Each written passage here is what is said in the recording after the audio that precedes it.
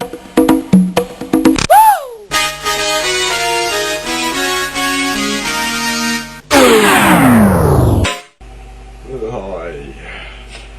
Right, this is about black holes, universe, and generally a lot of stuff, so bear with me.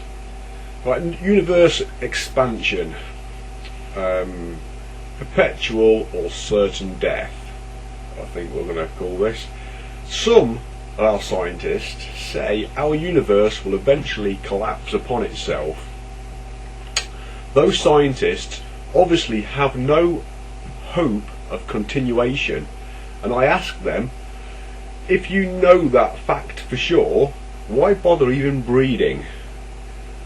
Secondly, if you do breed, how are you going to apologise to your descendants for giving them certain death? That would involve seeing the universe collapsing, knowing it, and every day worrying that you're eventually going to be crushed into nothingness. Of course, to admit everlasting expansion would lead to having to accept that perpetual motion exists. Of today's things is the fabric of space and time, or electromagnetic convergence, as I put it, which is the centre plane where everything sits on, supposedly. Einstein said the fabric of space was a fabric of space, and this is two-dimensional, and any object in that two-dimensional space is what makes the other dimensions, basically, which is codswallop. And he didn't originally say that, but he wanted to make money, so obviously to make money he had to twist his words a little bit, and he was a clever bloke. He knew a lot about maths, and over the years he found a conundrum and he put the conundrum in. But after he'd made this conundrum, it was found that general relativity, it just doesn't do everything. So then we had to come up with quantum physics and other things as well. Right. As some of us know, and is generally known throughout the scientific community, in our galaxy, the Milky Way, which is situated in our universe, along with countless other galaxies, our solar system, we sit on the edge of our galaxy. And it's like a disk, like our solar system, and we're spinning around the outside of that disk. But we don't just sit on the disk and go round it like this. As well as we go around it, we actually fluctuate up and down the disk a little bit as well. As we're going around, we sort of go up and down the disk like this. And so do the other solar systems in our galaxy. And it's said that December 2012 is around about the time where we will be crossing from the north side to the south side, or the south side to the north side, because like our solar system, the poles change in our galaxy. Okay? So it will either be north to south, south to north, or we'll be crossing over the central plane, or the electromagnetic convergence point. And at the same point, and usually this time, a lot of solar systems local to our solar system will be doing it exactly the same time. Whereas usually when we cross over, another one might do it 20 years later, 100 years later. But like I say, unusually this time, there's a lot of solar systems within our vicinity which are crossing this central convergence point at the same time as us.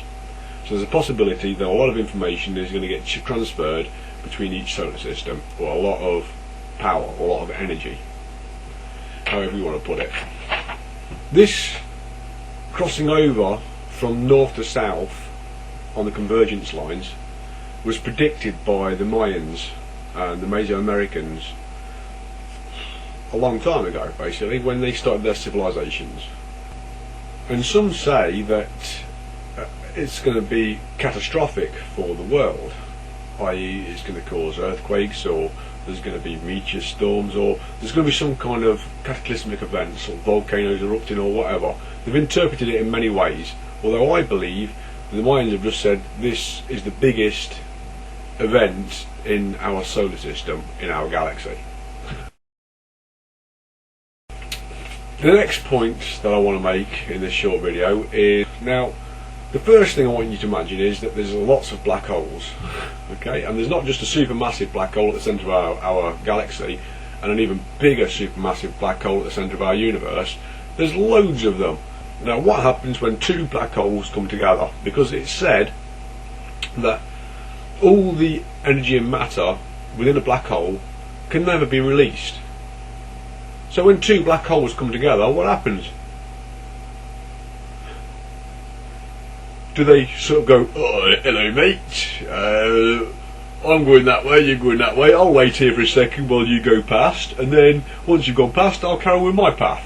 Or do they come together and sort of, like two equal pole magnets going next to each other, they repel each other? Or do they congeal into one black hole, at which point one black hole's won, one black hole's lost? You've got to imagine that all the energy of one has got to go into another, at which point energy is going to be released from one to another. So all the energy of one black hole will be released and all the energy from the other black hole won't be released. You know, so how can scientists say that no energy can be released from a black hole? Secondly, we have observed now through telescopes, and we've observed a long time ago as well through telescopes, black holes feeding on stars. Feeding on stars, they say. And when black holes do this, you can see the star material being sucked off the star and drawn into the black hole, and at the same time you can see star material being ejected from the black holes. Right? And this ejection is only highlighted when you've got superheated gases going out of it, yeah, which don't have time to cool down. But I believe, and I know full well, that these black holes are always emitting things, always, and they are detectable.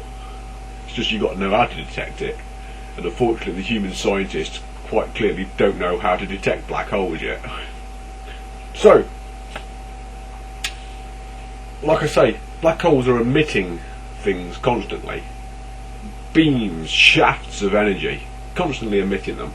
Yeah, that means they're pushing things outwards, just like everything else. Like I'm emitting things, I'm emitting sound at the moment and other things as well, right? But you can detect the sound because I'm speaking, you're hearing it.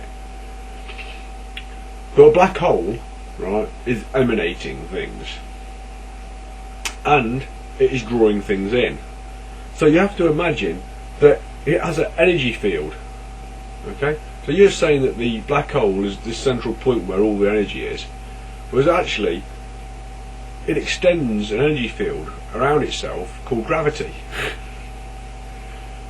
which isn't inside it. So it's got gravity on the outside of it, which it never sucks in. So gravity can escape the centre of the black hole. And I can assure you lots of other things can escape the centre of the black hole as well. It's just the black hole is a very, very strong form of gravity. Very strong form of gravity. And it's said that light can't emit from a black hole. Well, I beg to differ that as well, because any compression creates heat. Alright? And if you get a dark enough spot in space, i.e. where there is absolutely nothing, so it would be not in space, it would be in nothing, then you will be able to see a black hole.